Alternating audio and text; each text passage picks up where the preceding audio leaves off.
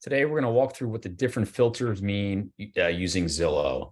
So first one here is you could either filter on properties that are currently for sale, and they're usually labeled in red, properties that are currently for rent, and they're usually labeled in purple.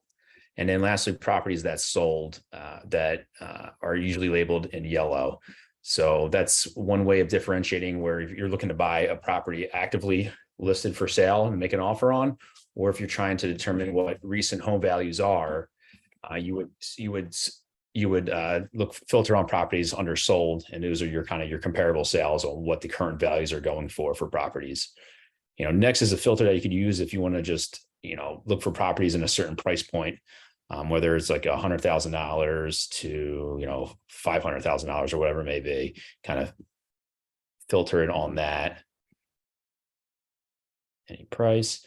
And then if you're looking to buy a house and there's specific number of bedrooms you use, you could do 3+, or if you really only want 4 bedrooms, you could click 4 and use the exact match here as one option. And again, the same thing with our bathrooms. If you want at least 2+ bathrooms, filter that in as well, and that will minimize the number of properties you see based on your criteria there.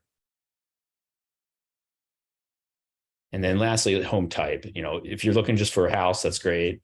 You just click on house, or if you don't care, just have everything up there.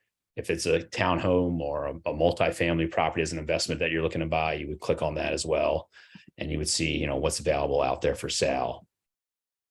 Let's go to houses.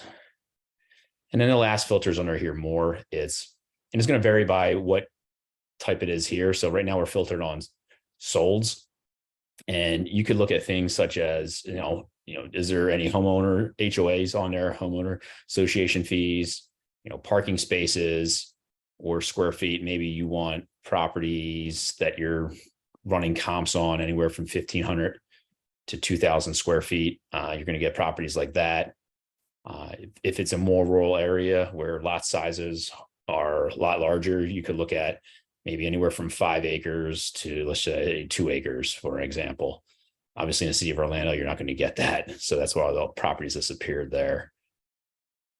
And then year built is, especially if you're like comparing properties with homes built in different neighborhoods, maybe you just want to look at newer properties or older properties, and it's a way to differentiate on year built. Just type in the year, something like anything built before 2010, let's just say, and it would filter on that. And you can get even more granular. Does it have a basement?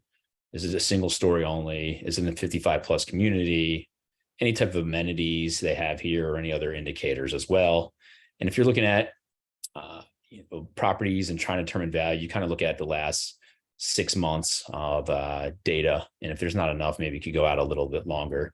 So that will kind of tell you what the recent market is for homes in a certain neighborhood. If you zoom in here, a way to just look at a specific neighborhood. Let's just say you want to look at this neighborhood here. You just simply draw this and hit apply, and you'll only get properties that recently sold for in this neighborhood here. And then you can kind of filter the results on high, low, and whatever other filters you want here. And then if you go back to for sale, you can see there's no currently sold properties in this little neighborhood. And some of the filters that you have when you're looking at for sale are changed as well. Are they coming soon? Are they accepting or pending under contract?